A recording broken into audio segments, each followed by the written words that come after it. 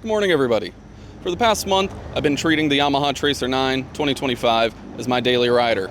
I've put 1,000 miles on it, taken it all around the city, back roads, highways, and twisties.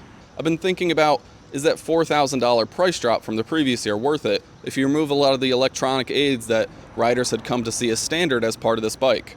I've also been thinking about sport touring in general, and if this classification is going to go the way of the dodo, kind of like station wagons and cars. Are ADVs going to swallow up the segment like SUVs in the car world? Let's talk about it. Hit the road. Alright everybody, like I said, this is the 2025 Yamaha Tracer 9.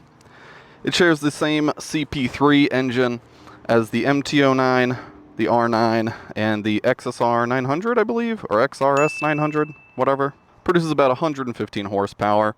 The Tracer 9 non-GT model has manually adjustable show suspension, has dual Nissan calipers up front and a single at the rear. Overall, I found it to be a very pleasant, comfortable, fast, and exciting bike to ride. But that's enough talk. I think we should just hop on this thing and get going. Before we hit the road though, let's do a little sound test.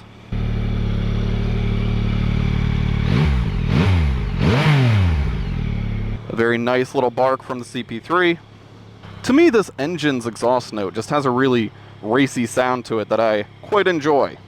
Yeah, we gotta get moving. As you can see, the temperature is a balmy 96 degrees here in Baltimore this morning. I don't think it's actually that hot, but that's what it feels like. Oh, I forgot my fucking earplugs. Shit. If you're curious, this is a relatively tall bike. I believe the seat height is about 33.5 inches, or somewhere between 32 and 33.5 inches. I have about a 32-inch inseam, and I can barely flat foot this thing. First type of riding we're going to be doing here this morning, appropriately for a long-distance touring bike, are its highway mannerisms, which, as you might guess, it's very competent at. It is a nice, wide, comfortable seat, and it's got plenty of power to get you up and going. As you can see, we're in fourth gear. Getting up to 80 miles an hour wasn't really a challenge. You can even hit 80, I believe, in second gear on this bike. As we get on the highway here, let's pop up the windscreen. As you may have noticed, so on the non-GT version of the bike, you get a manually adjustable windscreen, which, I'll be completely honest, I don't really have a problem with. I'm about 5'11", and I noticed that the cutout here, this shape, really lets the wind hit you on the arms and shoulders. And honestly, I think that's for the best. Some windscreens are just these really large cowlings that go from left to right and then head up in a triangular kind of shape.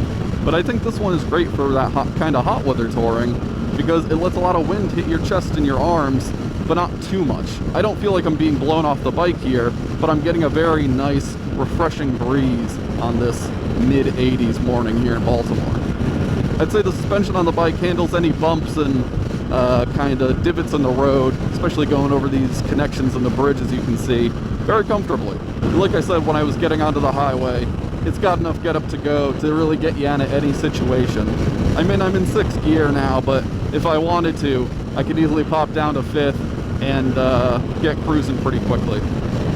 I should also say at this height from the windscreen, I'm not getting intense wind buffeting on my head. Again, I am 5'11", but I think all windscreens are such a personal preference because it depends on your height, it depends on your posture, how you sit on the bike. But for me, this windscreen is not just adequate, it's actually ideal. I have to say the seating position and how high you sit up on this bike is also kind of very comforting on the highway. I feel like I'm very noticeable, I'm very visible. People can definitely see me. I'm not on some low slung down cruiser. I think it just makes going on the highway a little bit less scary, especially maybe for new riders. Being this high up, you're pretty much eye level with other SUVs and higher raised cars, which is definitely a concern here in America. This light is never going to change, I'm convinced. I would say the mirrors on this bike are adequate. When you get up into the higher revs, they definitely get a little buzzy. It's less of a highway speed type concern and more of a how high are you in the rev range type concern. Over the railroad tracks here. I stood up, but I probably didn't have to. Here, let's sit for these ones. See how comfortable we are. No problem at all. Oh, hello. What do we got? It's a Honda Shadow. I believe it's a Honda Shadow. But Matt, you might be asking, how does it do around town? Oh, nice. Very friendly wave from this gentleman. Well, don't worry, because we can test the bike here in beautiful Baltimore, starting out in Locust Point. We're going to make our way up to Leakin Park, going through the city, where I can tell you all about its around town mannerisms. And I have to say, overall, it's very competent at that. The clutch lever is actually very light. It's very easy to shift up and down the gears. Very little pressure is required in order to pull it in and get a nice clean shift in. The throttle response is very responsive, but I wouldn't say twitchy, so it's very comfortable. I should also say I have the bike here in street mode, which is what I've kept it in most of the time. I just kind of got used to using it in that mode. I also put it in the race mode, or whatever they call it, sport mode maybe. And I'll be honest, I didn't notice a huge difference between the street and the sport mode. But there's also about a half dozen custom modes that you can use when you're riding the bike. And so if you want to change whatever number of traction control, throttle response, engine braking options, you are more than welcome to do so on this bike. I think probably the biggest downside of the bike in an around town, small, confined area like this, such as Baltimore, is that it is pretty tall. So if you're a short rider, that might be a bit of a problem for you. Again, for me, at 5'11", slightly above average height for a gentleman, I don't have a problem with it. It's pretty easy for me to get a foot down here at a stoplight like this, and I don't feel like I'm being tipped over by the bike. Compared to the V-Strom I had, I think this bike does a lot better at around town riding. Here on 17-inch wheels versus 19-inch wheels. It's very easy to do sharp turns and maneuvers. The center of gravity feels a lot lower. I believe this bike is 480 pounds, and the V-Strom I had was 470, but the center of gravity in this bike just feels lower, so it's much easier to manage. I never feel as tippy as I did on that bike. Oh, let's put down the windscreen now that we're not highway riding.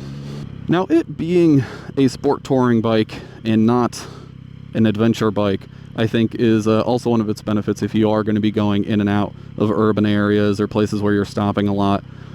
Like I said in the beginning, I think the sport touring segment in America is kind of getting overlooked compared to the adventure segment, the ADV segment. A lot of people want to fancy themselves as going on some adventures on the weekend and going out, hitting some dirt trails. And I think in reality, most people are not doing that kind of riding. If anything, they might hit some gravel in between a couple of roads. But if that's all you're doing, you can do that in this. Kind of like how you don't need an SUV, like a Corolla would be perfectly fine in those conditions as well. Speaking of crossover and SUVs, the Rogue, one of the ugliest cars, one of the ones that kind of started the whole segment. While we're doing this around town driving at slow speeds, oh, weird. We're going on the other side of the road, okay. Oh, this is the American Visionary Art Museum here in Baltimore. It's a really cool museum. If you're in the city, come by, check it out. It's in a really nice little area too. But like I was saying, let's talk about what they removed from this bike to come down $4,000 in price from last year's model, which to me is it's a pretty big chunk of change. Like I said up top, they removed the electronic suspension, the heated grips. There's a smart cruise control mode that'll track the cars in front of you. There's a bevy of other electronic aids. And do I think it was worth it for them to remove those to bring the price down to a much more reasonable $12.5 grand from $14.5 grand, and or sorry, $16.5 grand? And I would say yes. I really do not care for any of those driver aids. I've talked to a few people that actually are not a fan of the electronic suspension on the 2014 or the 2024 version of the bike, and for them, removing that feature is just kind of a benefit. I think the thing that I'd really miss the most from that bike is the heated grips. To me, that is such a small thing to remove, but it also might be such a large one that a lot of people want on this type of bike. I feel like that's one of the things that is going to upsell you from this version to the more expensive model. But everything else, even the electronically adjustable windscreen, I can really take or leave. Like I showed you before, this is not a big challenge. Oh, green light. You might have noticed here, I kind of gave it the beans here in second gear. It's here, I'll do it again. And I'm not really accelerating that quickly. And you might think, hey, that's weird, this bike has, you know, shit, I gotta be in the left lane. Whee, thank you. Thank you, kind friend. Oh, right, the gap in the horsepower in second gear. My understanding of why this bike feels so toned down in second gear between 2 and 7,000 RPM is because of emissions and European and American regulations. Now, my understanding is that you could get an ECU flash of this bike and kind of correct that, because it does feel a little bit gutless right there. You can remedy it by getting up into third gear and giving it the beans, but I don't know, second gear is a fun gear, and I sure do wish I didn't have to leave it to have fun. You can see here we are right outside Camden Yards, one of the best baseball stadiums in the country. I'm not a huge baseball fan, but my dad is, and a lot of my relatives are, and I've been there once or twice. It's a fantastic park. If you want to come visit Baltimore, check out Camden Yards. I will say, pulling away from the stoplight, the clutch lever, while light, is relatively numb. There's not a whole lot of feedback in it when you are when you're coming off of a stop. And when I first got the bike, I definitely stalled it a couple of times. And I've seen reviews of, you know, the MT-09 and the R9, and the complaint is kind of similar. I think all of these bikes that share the CP3 are really the same bike with different skins on them. We'll let the nurses go this morning. Or doctors, who knows. Goodbye. But yeah, the shift lever, or the clutch lever on this bike, I will say, did not buck the trend of being a little bit numb and kind of not very responsive when coming up from a stop. It is something you get used to, and I just end up giving it a little bit more gas coming from a stop than I normally would, so I can feel that pull. But yeah, it's a little bit numb in that respect. I will say though, the shift lever, my foot shift lever, gives very nice feedback, especially when going down. It's a very sturdy downshift, and going up it's a little bit lighter than going down. Very easy to shift up, a little bit more chunky on the downshifts. Just some good feedback in that respect, which I do really enjoy. Got a gentleman here trying to cross the street. Hello, sir. Nobody really gives a shit about jaywalking here, which I appreciate, because literally who gives a fuck? We don't take shortcuts, we make them. Huh. Oh, that's a fun little... I like that. It's really a beautiful morning here in Baltimore. It is just a little bit toasty. Really does feel about 90 degrees with this 80%, or this 80 degree weather, and I think it's about 70% humidity, so awfully sticky. Something to mention while I am roasting here in the heat is this bike is not overly hot, but there is an awfully big exhaust at the very bottom of the bike right underneath you, and it does get a little warm. I don't feel like the engine or any other parts of the bike feel really hot or exhausting to be around. It's just that exhaust. When you've been on the bike for a while and you're sitting in the heat, if your leg kind of goes back towards the back of the bike, you can feel that big bread box style exhaust heating up back there. But the bike's temperature stays at a reasonable level, about 206 degrees in the coolant right now, so I don't know, it operates fine. I haven't talked about the ergonomics much of the bike yet, and it's probably, I don't even think it's close. This has got to be the most comfortable bike I have ridden and owned. In my short time of riding, I have had 4 motorcycles of my own, and this is by far the most comfortable. These gentlemen in the back of this truck, they are. Hell yeah, brother. Stuff you see in Baltimore kind of rules. Okay, like I was saying, comfort, before I was distracted by the gentleman chilling in the back of that truck. This has got to be the most comfortable motorcycle I've owned and ridden. The seat is a good shape.